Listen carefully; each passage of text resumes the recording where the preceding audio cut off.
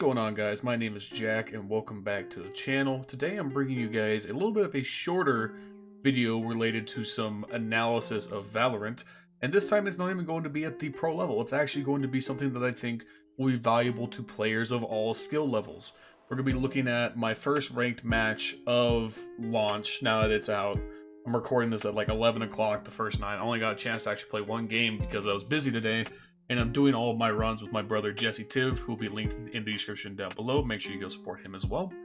And I want to iterate on a concept that has been talked about before, but will be very important for especially players not as familiar with Counter-Strike to be aware of going into ranked for possibly their first time. And that's the concept of studying tendencies when you're playing people in the server. And this is something that can be very hard to do because we are all used to on some level understanding tendencies as a spectator. You could watch a pro game of Valorant or a pro game of Counter-Strike and pick up on things like where people like to position, what strats they like to run, what kind of guns do they like to buy. But if you can actually apply that in real time to the games that you were playing, you can convert them into free wins. So we're going to be looking at a couple of rounds, just a few. We're going to keep this actually kind of short today, from my stream and my first ranked game. And I want to start with the first round of the second half. We switched to defender side. We're playing on bind. I'm playing Omen. And I want to show you guys that I'm even seeding tendencies for the enemy to notice within my game, where I like to go so that I can use it later on. So we're here in the pistol round. It's a 1v5. We're going to lose this round. That's a spoiler alert. But I want to show you that I'm going to be showing certain things. Like, one, I really like to play from heaven. That's my personal preference. I like to play from heaven. But I want to show that I'm willing to play it in different ways. Throughout the entire first half on attacking side, I actually did not do any aggressive teleporting as Omen at all. So here, I'm actually going to go ahead and go for an unexpected play from what the enemy has seen from me so far and aggressively teleport in there to get some frags and some economy. And you know, who knows? Maybe you accidentally win a pistol ace. It does happen. So as you can see here, Omen re-smokes heaven. I'm like, okay, am I going to do this? Yes, I'm going to do this. Teleport out, look to the right. Oh, Sage doesn't know what's going on. Boom, free headshot. All right, now let's see, can we get anyone else? Can we get anyone else? Breeze peeks out, boom, headshot. And I have a chance to try and do something here. So here we go. Not quite enough. But as you can see, even on this very first round of this half, I am seeding in the enemy's minds that, hey, this guy plays heaven, and he might even be aggressive in his teleport. That is going to come up as a factor later on. Alright, so here we are on our next round, and we want to focus here primarily on what the enemy Omen is doing, because he was kind of like my mark in this match. I ended up in a lot of 1v1 engagements with him, and the way that our utility was trading with each other was pivotal in a lot of these rounds. So I'm trying to get a feel for how Omen is going to be playing these attacker rounds so I can try and pick up and try and make some predictions. I like to play a prediction-heavy playstyle. That's my personal preference. But I like to try and guess and get ahead of what the enemy is going to do because I myself am not the best individual player, so I need to get advantages where I can. So as you can see here, they are starting to make an A push. This is our first gun round of the half after losing the pistol, so it's very important for us to get this and get this momentum. So what we're going to be doing here is I already smoked for my teammate. I'm getting into heaven. I'm getting ready, watching for the shower push. I'm going to stun the moment we see them on the radar. They're there. I stun them off, push them off, give our teammates back this side control. Omen smokes heaven, which he's going to do pretty much throughout this entire half anytime they go A. I teleport out aggressively because we have site control. There's no point not to. And then right here, boom, we catch the Odin. How the fuck did Odin get on the site is how you're asking. But we got the call out from our teammate that Omen had teleported. This is the first clue in my mind that their Omen is going to be playing very aggressively. He takes aggressive teleports with both his normal teleport utility as well as his ultimate pretty much throughout the entirety of this half. As you can see there, I get through my teleport, I see him there, he doesn't know that I'm there because he probably didn't hear me teleport, and I get the easy frag on the Omen. And this round plays out pretty much how you would expect from there. It's a 4v3, we have the site control. I'm going to position here without showing myself in case someone's peeking showers. I'm going to re-smoke showers just to help my team. It's now a 3v2. We're watching what's happening. I spot the Sage on site, get the frag, and then while me and Jet are stunned by the Breach ultimate, our teammate cleans them up from U-Haul. So let's move on to our next round. So what's going to happen here is something that Omen does in this round I'm going to take note of, and it's going to come into play later. It's actually the first time Omen uses his ultimate, and it really establishes to me one thing. For whatever reason, this Omen I played really preferred to teleport to heaven. So we're on an eco round here. We're just trying to get through a save to our next buy. And we almost end up winning this round. I made a mistake in the end that cost us the round, but it's not very important. The thing we're focusing on here is what does Omen do and how do I react to it. So here we are, I'm holding hookah, just kind of preventing the B push with a ghost, just trying to make it work. By the way, right here, you know this, try not to shoot the boom bot from Raze when possible, because look, just walks on out, they don't get the intel. But in that meantime, Omen has teleported. We don't know where he is, but our teammate over on the A bomb site does actually get the call out off that he might be in heaven. And at this point, I don't use Omen's ultimate as much as I probably should, but I decide, okay, maybe I can go here and just scout where the Omen is in heaven so I have this intel for us to potentially retake. So I'm actually just I'm not even really considering saving this ultimate or not. I'm just going to go ahead and use it just to help out my teammate. So right here, he gives the call out. I'm going to go scout heaven. And of course, look, oh, there's Omen. And he shoots my teleport. I was going to cancel anyway. There's no way I was confirming that. But that works out for me because I now know that Omen likes to teleport in heaven. It's a pretty common play, to be fair. But honestly, you'll see later on this Omen ends up abusing it. So this round, we end up losing this. But we get the intel that Omen likes to use his ultimate teleport to go to heaven. Alright, here we are at our next stop, and this time we're actually going to be listening to some of the communication going on here, because it kind of shows this playstyle I was talking about, kind of this guesswork and prediction that I like to do. For some context, the enemy team have just lost their last 2 rounds from playing very slow. They played very slow, they made bad usage of their utility and bad usage of ultimates, and pretty much ran down the timer to a point where they couldn't win. So with that being in mind, I thought about it here. They've pretty much only won their rounds rushing.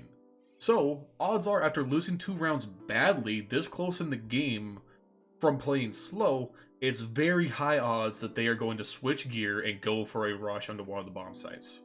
Let's go ahead and listen in for a second. Hey guys, this is Jack in the editing process several hours later. Like I said at the beginning of this video, this was recorded pretty late at night, and turns out I didn't double check that I was recording my desktop audio. So the comms that you should be listening to are not here. Sorry about that. But we should be cutting back to the commentary right now. There we go. Expect a rush. I think they're going to shift pace here. And as you can see, pretty much as soon as this round starts, they are going to go all out A. They are just going to use everything. There's the Breach ultimate. Go ahead and mute this.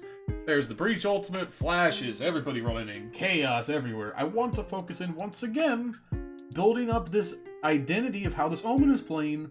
Look at what happens here in this round. Omen is going to smoke heaven. He's done that every single time I've gone to heaven and when he's taking A. I'm getting ready for a stun here, and I actually missed this sound cue of Omen teleporting. That's on me, I need to be paying more attention. But I think Omen synced up with the spike plant, or it was unintentional syncing, but whatever, it works out for him. Omen teleports to heaven, stuns me, frags me. Once again, this is the 4th time this game that Omen has been hyper aggressive for heaven control. And this is going to come into factor very quickly and in a pivotal moment for the pacing of this game. And here we are. This is the build-up. This is where everything that I've been observing throughout the game comes to a head. It's 11-11. Winner here gets match point first, and most likely the momentum to win the game. So, that being said, let's look at what's on the board. There are pretty much no ultimates available right now. We have 1 Brimstone ultimate on our side, and we don't really know too much about the ultimate economy of the enemy team. I could have observed this before the round, but I was kind of focusing on how I wanted to prepare my defense. We're also kind of a little bit deeper into this round because we just want to skip right to the meat. Let's go ahead and take a look at how this plays out. So they've shown that they're going to be going fast B, and pretty much here's how it ends up playing out. I'm here playing defensive on the side, just make sure they can't take control when my teammates rotate, using my utility to space and make sure that our teammates have room. Right here, Omen uses his paranoia early but doesn't push on it. That comes into play later. They're pushing through long. I'm going to throw up another smoke into hookah just to maintain the control. I'm going to misclick my teleport here, but it works out because Sage just wasn't looking, so free kill there. You know, we take those. We're here on the site. Oh, Ray's behind. Nope, doesn't get to do anything. She was running and shooting. That's her mistake. I teleport here to reposition, and now it's in a 3v2. Reyna is going to come behind as well, and luckily, even though she kills both of my teammates, she doesn't see me because of that little corner, and I'm able to refrag her. So at this point, it is now a 1v1, me against the Omen, the person that I've been having the biggest struggles against in this game. And I wanted to put it out there that the Omen did play better than me in this game. However, I played better than him when it mattered most in this round. So let's watch how it goes. He's obviously rotating A at this point. I'm just going to wait just in case he decides to fake. Gonna throw a smoke here just to kind of cover my ass a little bit. Waiting for a bomb plant to go down for him to push me B. Alright, bomb plant. Right here, no hesitation. I have my ultimate. I need intel. I'm not trying to teleport for the win. Like I said, I play a little bit more of a defensive Omen. I don't like to play aggressive Omen. It's not my playstyle.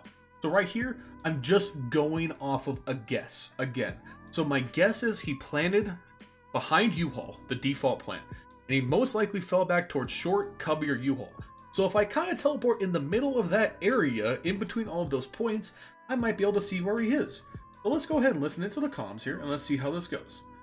So no hesitation, teleport right in, going for the intel play as I say. Oh, I hear him. There he is. Okay, I got the intel. And watch what Omen does here. This was so easy to predict. Let's listen in. So yeah, once again, guess who didn't check that they were recording their desktop audio. In short, I basically just call out, I think he's teleported heaven, and he does. And we nail it, because I'm just that good. Nah, not really, but it was a good guess. So, I mean, there you go. I mean, I said it all right there. He teleported heaven 4 times. It was so easy. I didn't even hesitate with that guess. He's used his ultimate twice this half up until this point. One time he teleported U-Haul. One time he teleported to heaven. I fought him on the teleport heaven by using my ultimate to get utility. He's also used his regular teleport utility to teleport heaven 3 separate times. He has also wasted his paranoia in this round and got spooked by my ultimate being an intel play to figure out where he is. So he panicked, he backed up to what he knows best, which is teleport heaven, and it plays out exactly how you would think. We're able to get this round because I paid attention to tendencies and made the correct call. Well, in conclusion, as you can see, guys, if you pay attention during your games and start studying the tendencies of how people around you are playing, it can become important in the most intense moments of your ranked games, or even just your casual matches. It's just good to pay attention because you will get intel that you would otherwise miss. And on another note, you can catch me playing more ranked games and potentially making 5-head predictions God 4D chess style over at twitch.tv/lionhearts1337. I'm still ironing out a stream schedule, but with ranked coming out, I will try to stream pretty much every day. Timing can be a little bit weird just because of my current living situation. I oftentimes have to take care of stuff around the house in like the 5-6 o'clock range, which is normally when I like to stream. So it can pretty much be anywhere from like 5 to 7 o'clock most days. I'm trying to do it every day for right now, but hopefully we can get a stream schedule ironed out. And in the meantime, I'll be working on more analysis of Valorant because you guys seem to really like my last video, which you can find linked in the description down below, as well as in the card above and in the end cards at the end of this video. Please go watch that. That's me breaking down T1 and Braxton Swagston Pierce himself, the god, the myth, and how him and his team were doing their strats at the pro level. So if you want to see some analysis of how the pros play Valorant, make sure you go check that out. And other than that, guys, make sure you follow me on Twitter. Make sure you like, subscribe, stick around for more. And I'll see you guys in the next video. You guys have a good day.